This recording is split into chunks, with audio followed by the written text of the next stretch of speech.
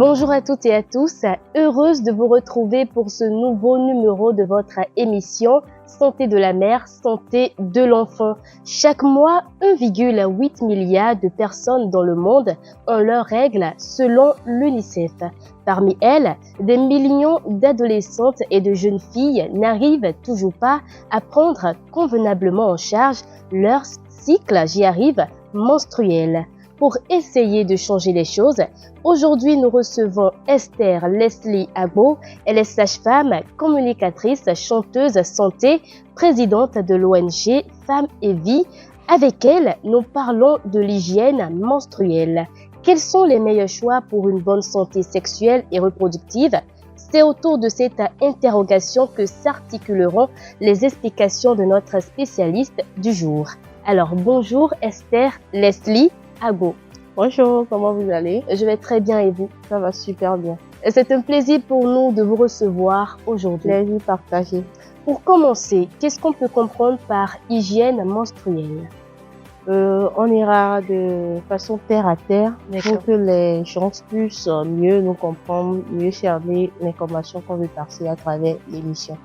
Quand on parle d'hygiène menstruelle, c'est la propreté qu'il y a autour de la menstruation, du cycle menstruel.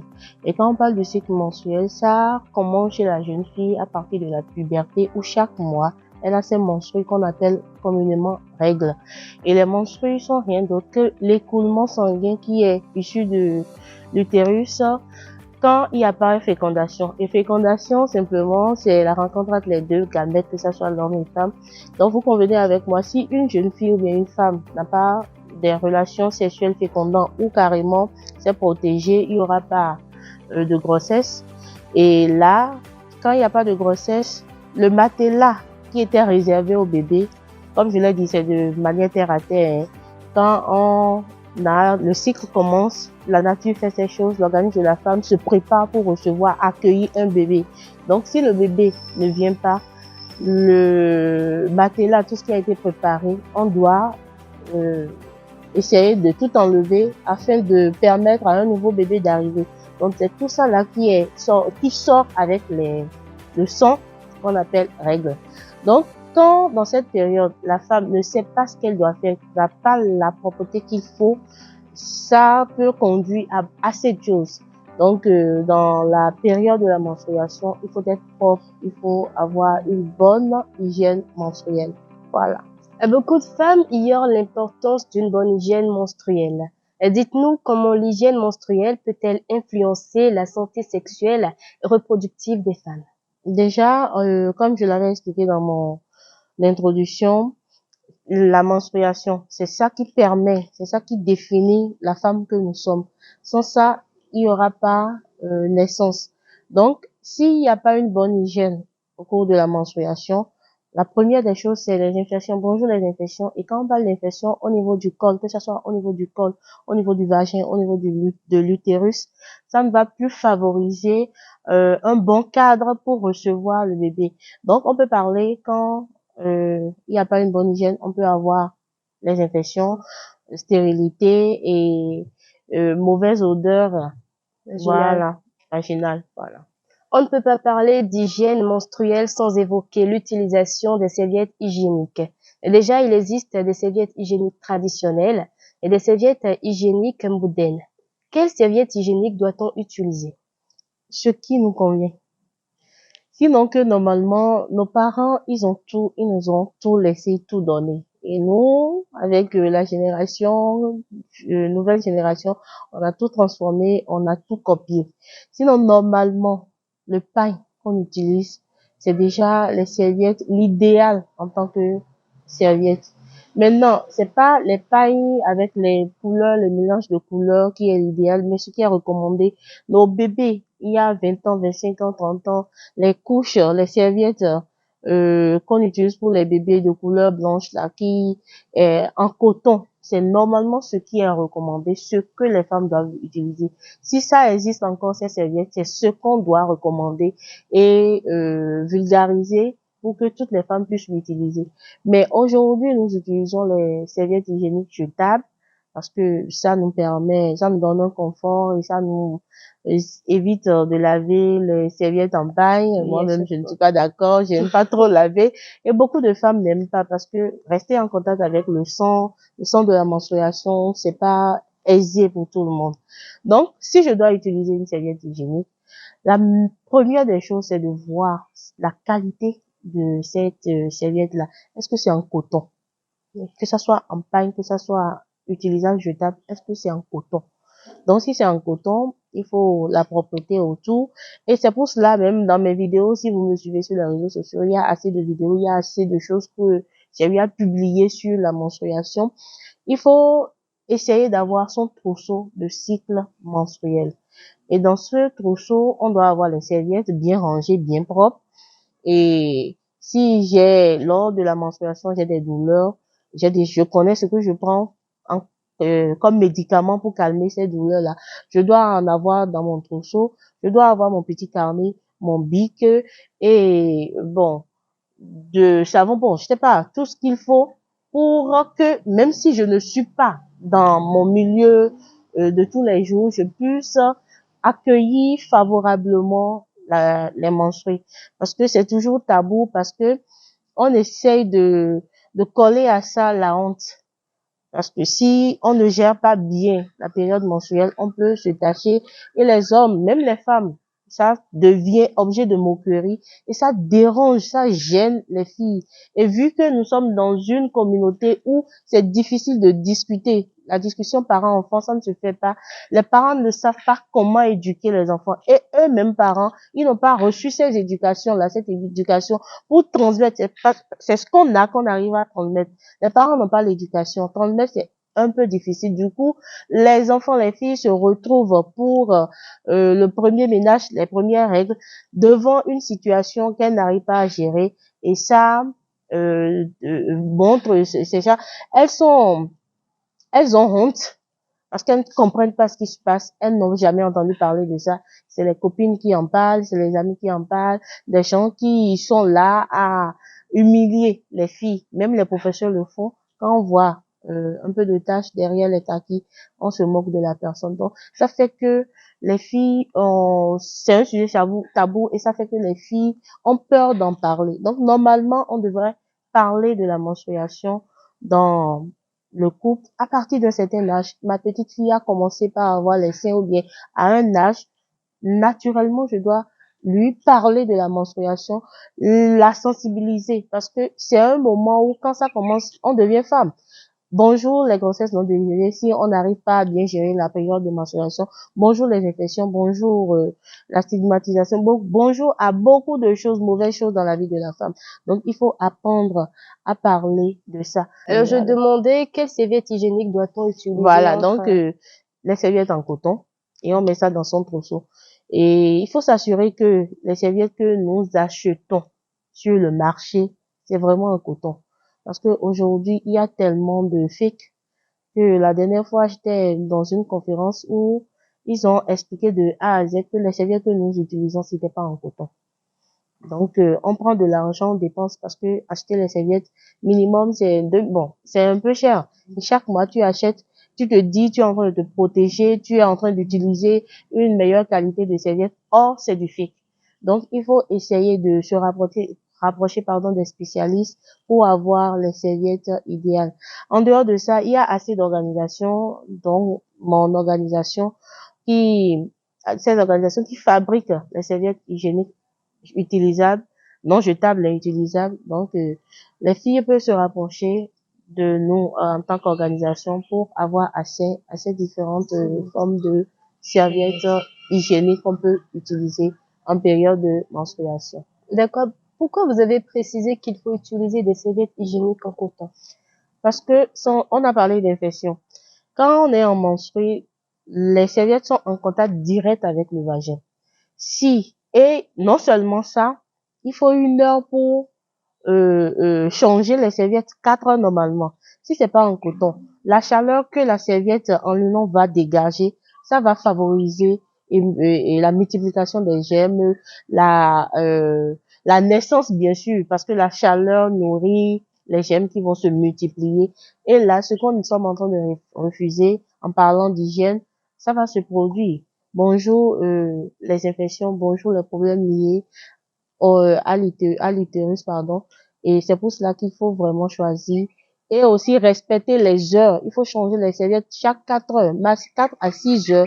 Je ne dois pas porter une serviette le matin et rester dedans jusqu'au soir. Parce que le fait de laisser le vagin dans l'humidité, en contact avec le sang qui a été éjecté depuis le matin, je peux encore être confronté à des problèmes d'infection. Donc, il faut essayer de changer, de faire la toilette. Et quand on parle de toilette, on n'a pas besoin forcément d'envoyer les doigts dans le vagin et dire qu'on est en train de laver le vagin. Le vagin, c'est pas un bol dans lequel on a mangé. C'est un milieu naturel et Dieu même prend soin de laver ça. Chaque matin, quand on se réveille, on peut voir.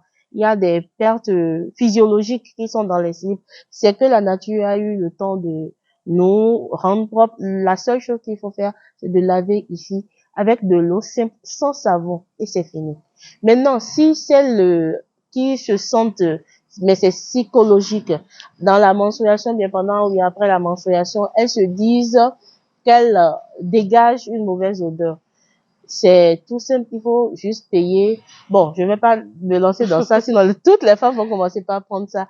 Mais si vous avez un souci, le mieux c'est de se rendre vers les spécialistes pour voir ce que vous allez payer. Sinon, les solutions qu'on vend dans les pharmacies, on peut prendre ça, mais ne pas abuser. Parce que il y a des femmes qui sont sûres, qui utilisent cette solution-là pendant tout le mois. Or, c'est une utilisation de 3 à 5 jours maximum. Voilà. Sinon, pour cette question, j'en venais s'il existait éventuellement des produits que les femmes peuvent utiliser pour avoir une bonne hygiène menstruelle. Normalement, juste avec de l'eau simple, on a réglé le problème de propreté de l'hygiène menstruelle.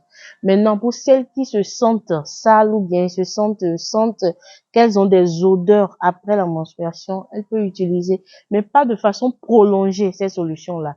C'est l'erreur que nous faisons, l'automédication. Une personne dans la communauté a utilisé, elle nous en parle, on achète sans avis médical, et même si on n'a pas de problème, on veut sentir bon. Or, il faut juste se laver, bien se laver pour sentir bon. On n'a pas besoin de solutions, de liquide ou quoi, de médicaments pour sentir bon. Mais tout se passe dans la tête. Si on se met dans la tête, je ne me sens pas bien, je vais pas me sentir bien. Si on se met dans la tête, mon vagin sent, je vais sentir. Mais c'est pas pour ça qu'on ne doit pas prendre soin de son corps. Prendre soin du corps, prendre soin de son appareil. Et en parlant d'odeur, la moindre des choses, nos mamans nous ont appris à utiliser du citron. C'est pas passer du citron dans le vagin, non. Mais il faut essayer de passer du citron dans les aisselles et bicarbonate, comment ils appellent le truc là? Enfant, sidaquin. Voilà. Des trucs comme ça, on utilise. Parce que si, c'est pas là-bas seul qui sent. La propreté, c'est de la tête jusqu'aux pieds. Même les cheveux sentent. Donc, il faut essayer de vraiment s'organiser pour que de la tête jusqu'aux pieds, on soit propre. Voilà. Sans avoir recours aux solutions, aux médicaments, parce que le naturel, vous voyez, nous sommes dans un espace naturel, c'est vraiment beau, c'est vraiment chic. C'est de cette manière, si on privilégie le naturel, ça sera très bénéfique pour notre organisme. D'accord. Voilà. Il faut dire que vous avez cité là des astuces naturelles. Voilà. Nous allons revenir sur le sidaquin. Il faut l'utiliser pour les aisselles et également pour l'appareil génital de la femme. Normalement, non. Mais si, je ne sais pas, si un agent de santé prescrit, on l'utilise. Mais commencez pas à mettre des trucs comme ça dans le vagin. Je sais qu'il faut bon, je sais pas que je sais. Dans le traitement des infections, on utilise parfois, selon le type d'infection, du bicarbonate de sodium de la pharmacie pour faire la toilette. Maintenant, si Daquin, j'aurais appris en tant que les femmes l'utilisaient pour serrer le vagin. L'histoire de serrer le vagin où on utilise des cas, les choses comme ça, on fout tout dans le vagin pour serrer. Le vagin, si une femme a pu accoucher et tout est rentré dans l'ordre, nous devons comprendre que le vagin est élastique et à chaque fois, ça s'adapte à ce qui est devant nous. Si on n'est pas trop gâté en griffe, et on essaye de parcourir tous les hommes avec les différents types de matériel qu'ils ont à utiliser lors des rapports sexuels. On ne serait pas en train de, bon, c'est pas pour insulter, hein, mais le vagin simplement s'adapte au pénis. On n'a pas besoin de serrer, il faut juste l'entretenir et c'est fini. Voilà. D'accord. Là, il y a une question qui me vient à l'esprit. Est-ce que les produits qu'on doit utiliser dépendent de chaque femme? Oui. Ça dépend du problème de chaque femme. C'est pas chaque femme, mais il y a plusieurs sortes d'infections. Il y a des infections, vous n'avez pas besoin d'utiliser de solutions avant de traiter juste un médicament et simple, on utilise et ça part. Maintenant, si l'infection a déjà évolué, les pertes ont déjà changé de couleur, il y a des odeurs qui On se l'accompagnent, gratte. voilà, il faut associer un traitement. C'est un traitement qu'on fait et ça dépend de pas l'augmentation, mais de la complication des infections. Voilà. D'accord. Quels conseils vous pouvez prodiguer aux femmes pour leur permettre d'avoir une bonne hygiène menstruelle? Dans ma communication, j'avais déjà parlé de tout ce qu'on peut avoir comme conseil. C'est d'avoir son trousseau menstruel. Écrire la date des dernières règles, c'est très important. Ça va vous permettre, ça vous sera bénéfique plus tard à la maternité parce que la première des choses que nous demandons quand une femme enceinte vient en consultation, la date des dernières règles. Donc, avoir son trousseau, prendre l'habitude d'écrire la date des dernières règles, avoir une bonne hygiène en se lavant, privilégiant les choses naturelles et éviter l'automédication. Et savoir que c'est une bonne chose. On peut parler même d'honneur pour la femme d'avoir ses menstrues. Parce que sous d'autres cieux, quand la femme n'a pas sous d'autres cieux, chez certaines femmes, quand tu n'as pas tes menstrues, ah, là, c'est un grand problème. Donc, avoir ses menstrues, ça veut dire que oui, je suis femme, je peux concevoir. Et il faut vraiment être fier de ça. Je ne suis pas bon, moi je suis du genre, je peux dire ouvertement partout où je vais, aujourd'hui j'ai eu mes règles parce que je ne sais pas, c'est pas une maladie. Et même si c'est une maladie, il faut parler de sa maladie pour avoir une solution. Donc le fait de dire aujourd'hui j'ai eu mes règles ou bien le fait de dire ah regarde-moi, est-ce que je suis tachée derrière, c'est pas un problème. On doit éviter ces genres de préjugés, si je peux m'exprimer comme ça. On doit être libre en tant que femme, on doit être dégagé, être fier, peu importe ce que nous avons, nous devons être fiers. Maintenant, cela ne nous permet pas de ne pas prendre soin de nous. Donc, il faut prendre soin de nous.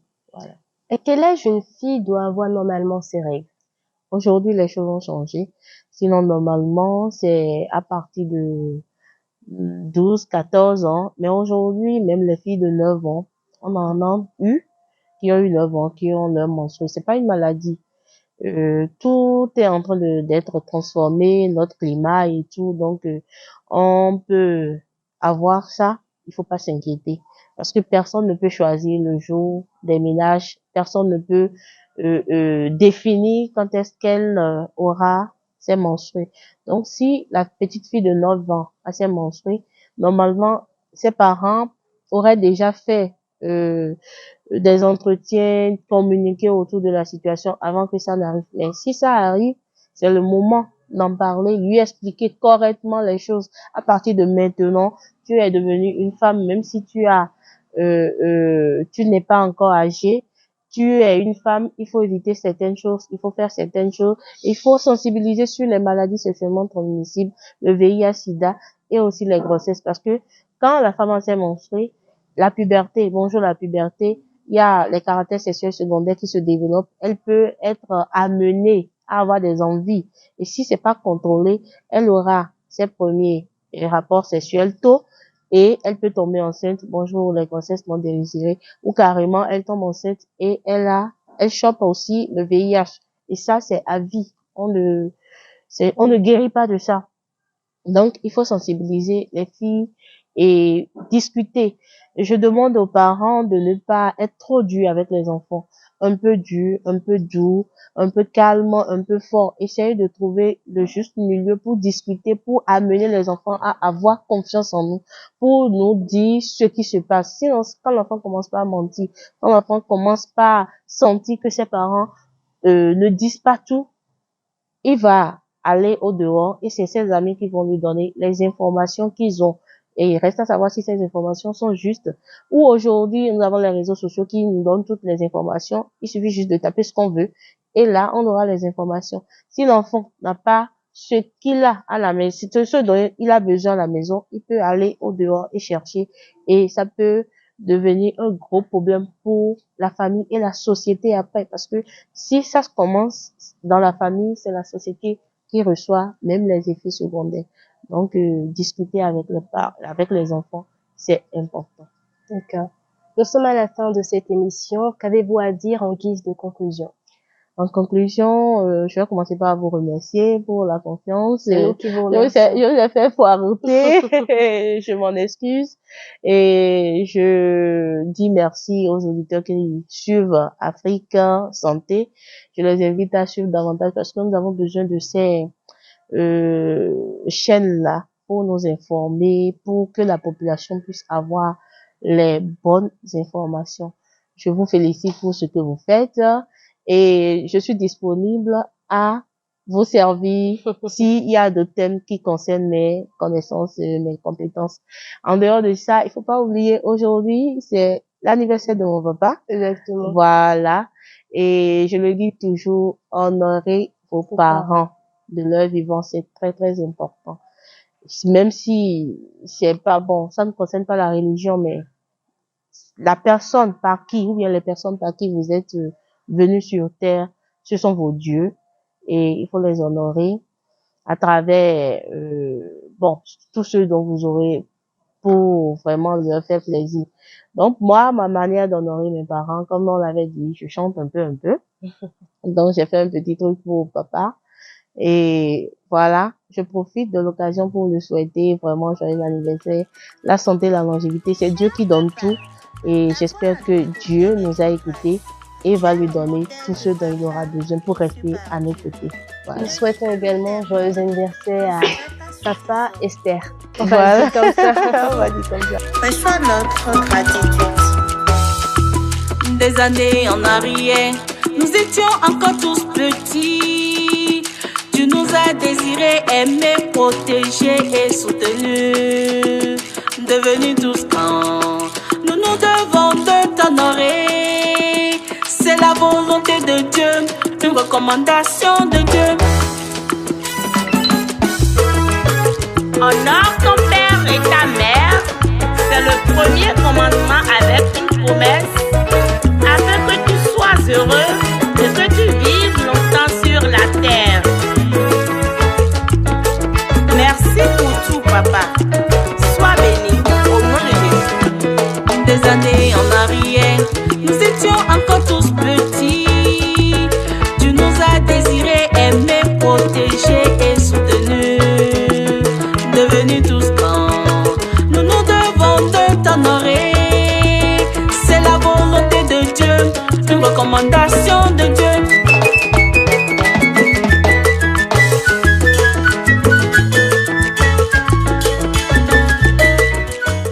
C'est ainsi que s'achève votre émission Santé de la mère, santé de l'enfant. Hygiène menstruelle.